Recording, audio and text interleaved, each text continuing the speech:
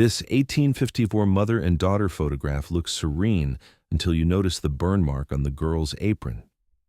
At first, everything about the image suggested warmth. A woman seated beside a spinning wheel, her hand resting near the spindle. A young girl standing just beside her, positioned carefully within the frame, wearing a plain cotton apron over a simple dress. The setting looked domestic, almost intimate, a portrait of rural family life in the antebellum South, until one small detail refused to make sense. Dr. Marguerite Landry had been cataloging daguerreotypes for nearly 2 decades. As a senior conservator at a small historical society archive in Baton Rouge, she had seen thousands of 19th-century photographs, portraits of merchants and their wives, stiff-posed children in their Sunday clothes, stern-faced couples marking anniversaries and deaths. Most of them blurred together after a while, fragments of a world that had long since turned to dust. But this one stopped her. The photograph had arrived in a batch of materials from an estate sale. An old sugar planter family from Ascension Parish had finally died out, the last heir passing childless in a nursing home in Gonzales. The estate liquidators had found boxes of documents and images in the attic. Most of it was the usual paper ephemera, receipts, letters, mortgage documents. But tucked into a velvet-lined case at the bottom of one trunk was this daguerreotype, still sharp after 170 years. Marguerite placed it under the magnification lamp and adjusted the angle. The woman in the photograph wore homespun, her face tired but composed. The girl beside her looked about 9 or 10, her expression carefully neutral, her posture rigid. Between them sat the spinning wheel, the classic prop of domestic virtue. Then Marguerite noticed the apron. Just below the waistband, slightly to the left, there was a mark.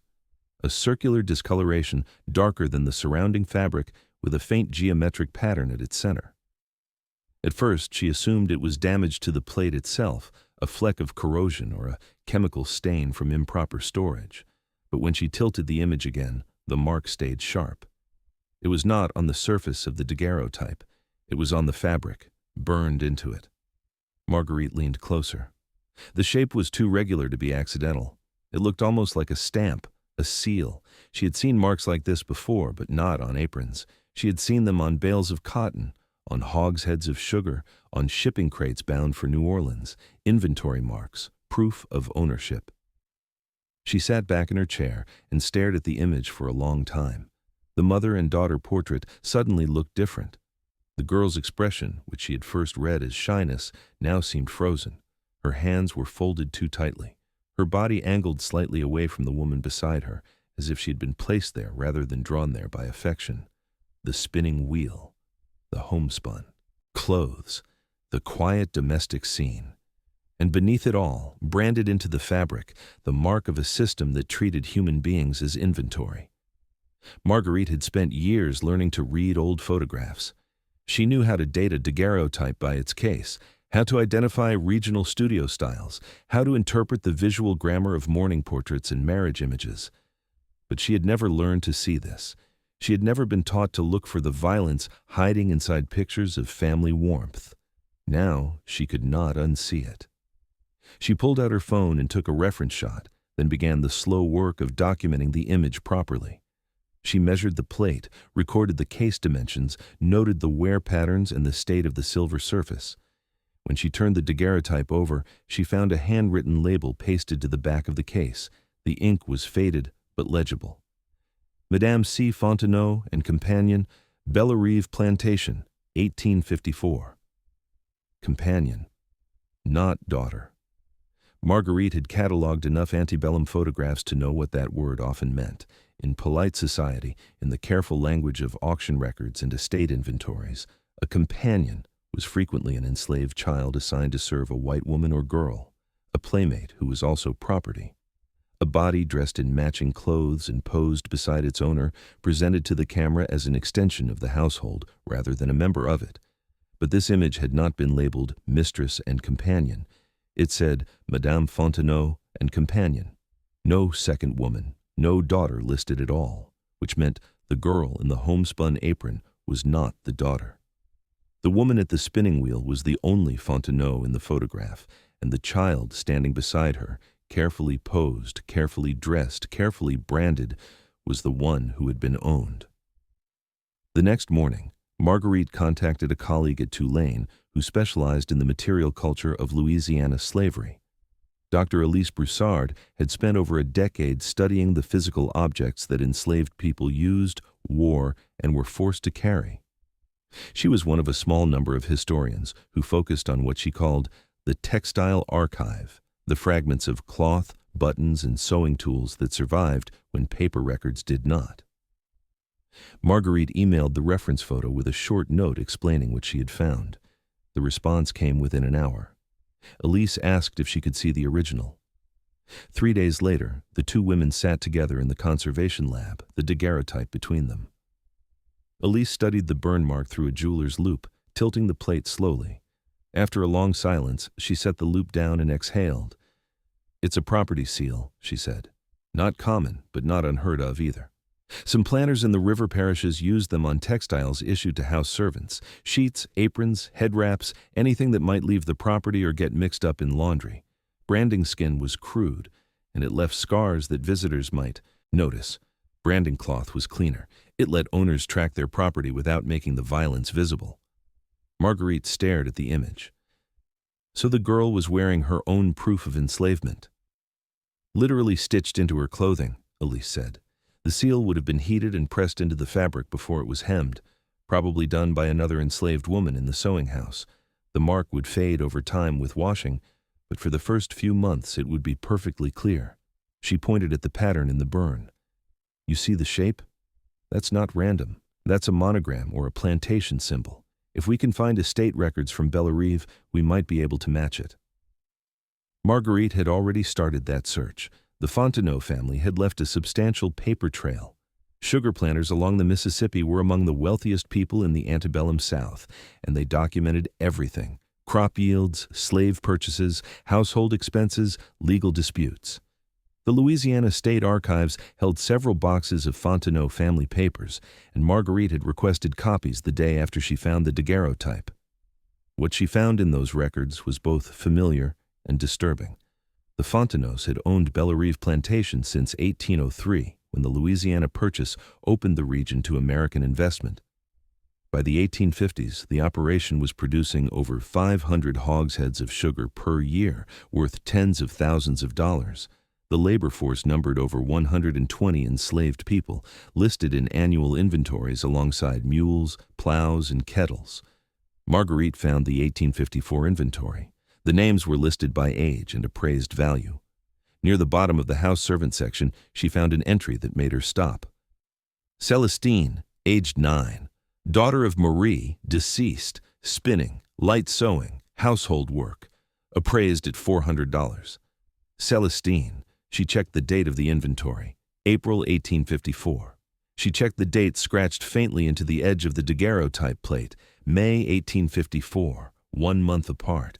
The photograph had been taken just weeks after the inventory was filed. Marguerite now had a name for the girl in the apron, Celestine. But the inventory raised another question. Celestine was listed as the daughter of Marie, deceased. If her mother had died, then who was the woman in the photograph? Marguerite cross-referenced the list of enslaved people against the household records. Marie had died in February 1853, cause listed simply as fever. After her death, Celestine had been reassigned from the laundry house to the main residence. And in the main residence, Madame Catherine Fontenot had recently lost a daughter of her own. Her name had been Amélie. She had died in January 1853, 1 month before Marie, at the age of 11. Cause of death: scarlet fever.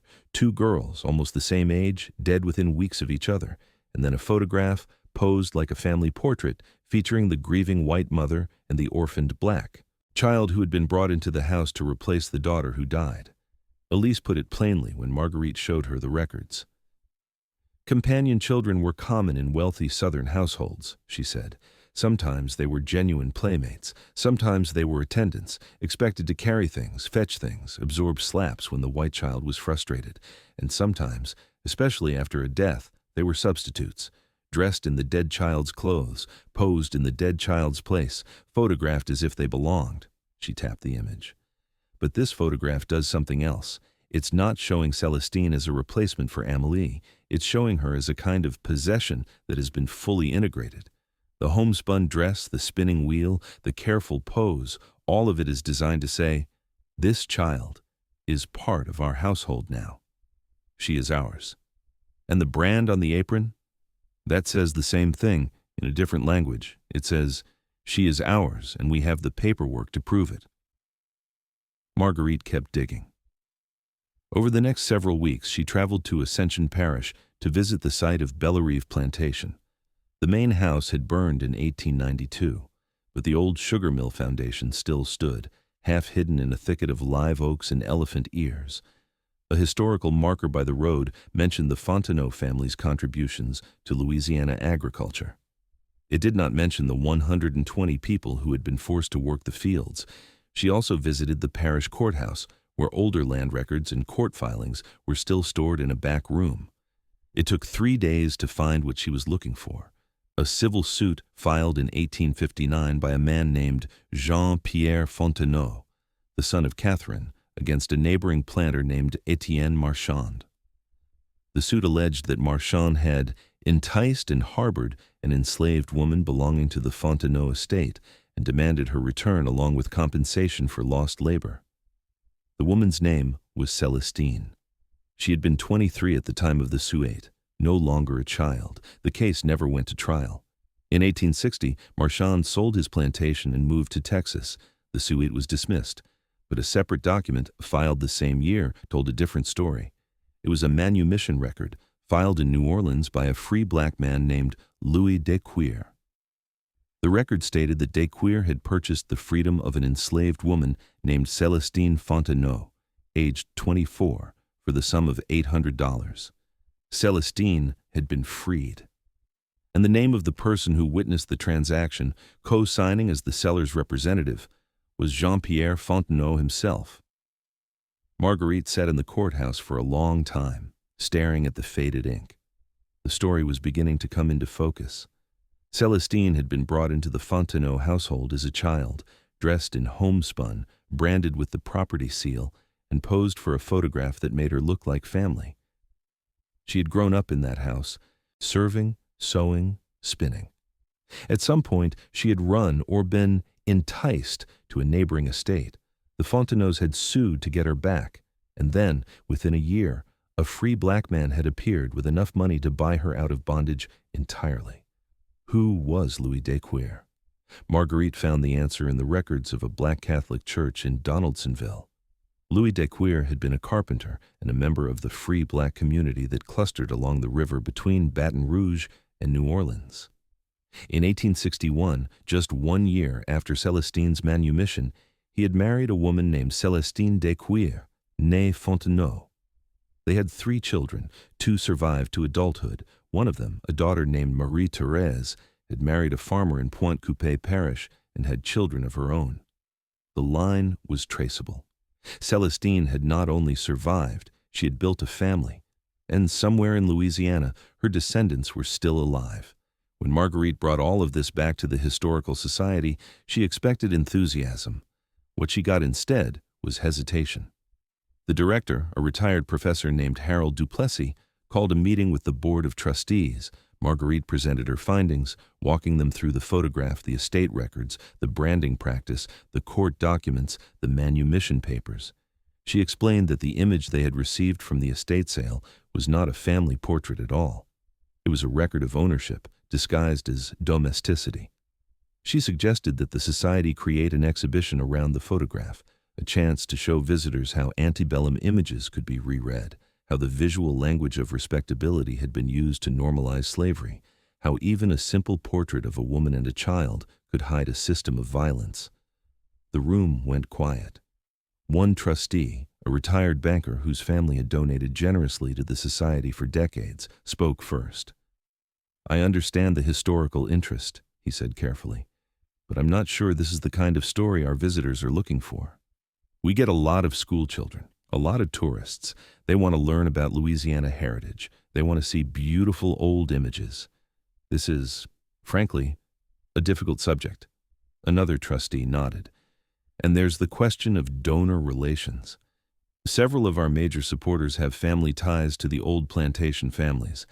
If we start reinterpreting their ancestors as, well, as participants in this kind of thing, we could lose a lot of goodwill. Marguerite kept her voice steady. With respect, their ancestors were participants in this kind of thing. The records are clear, and the photograph itself is evidence. We can't pretend it shows something it doesn't. Harold Duplessis cleared his throat. No one is suggesting we suppress the information, but perhaps we could present it in a more, how shall I say, balanced way. Acknowledge the complexity of the era, avoid the language of accusation.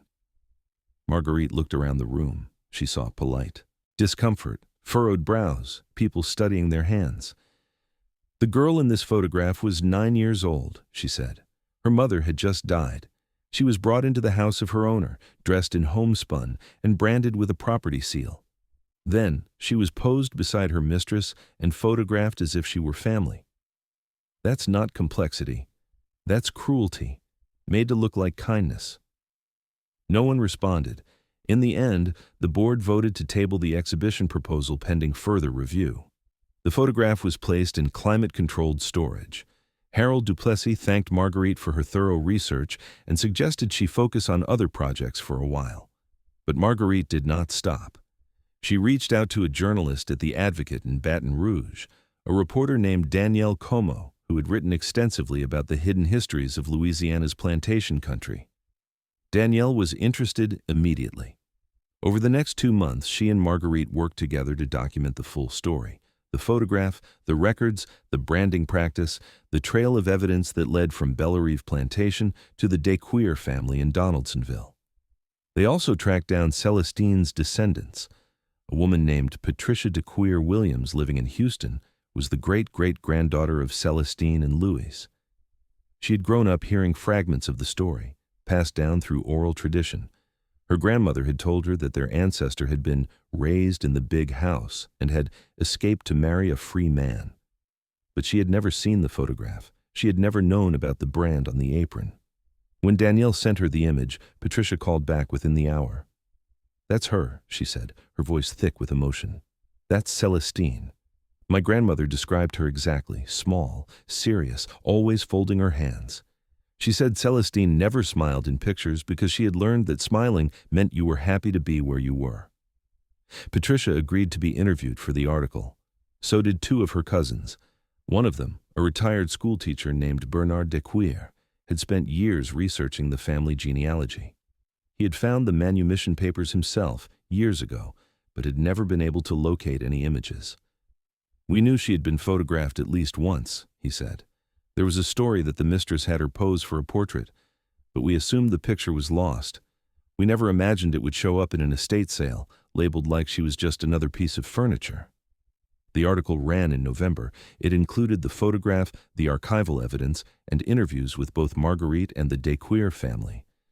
It also quoted 2 historians who confirmed that the practice of branding enslaved people's clothing, while less documented than skin branding, was consistent with planter strategies in the lower Mississippi Valley. The story was picked up by national outlets within a week.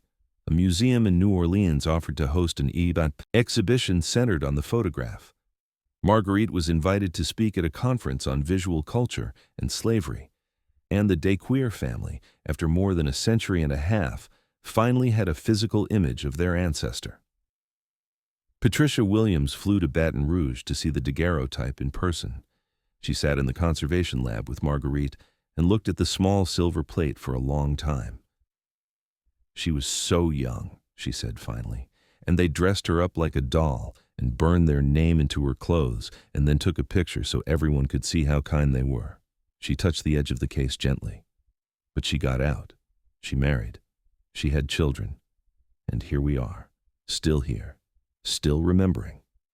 The photograph of Celestine now hangs in the Louisiana State Museum in New Orleans in a gallery dedicated to the material culture of slavery.